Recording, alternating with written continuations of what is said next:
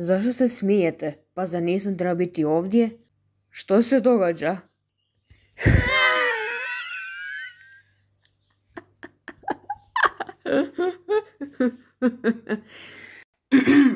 Ne, tvoje ime nije na popisu raja.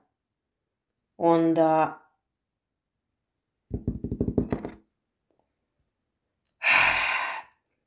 On trči, on je trkačka zvijezda. Idem nekoga posjetiti. A u međuvremenu pozovi paklene pse. Da, gospodine. Gdje kada želim pričati s tobom?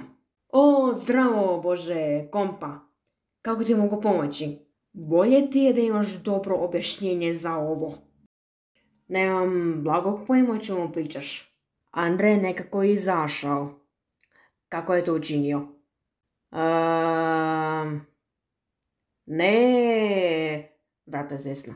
Ne,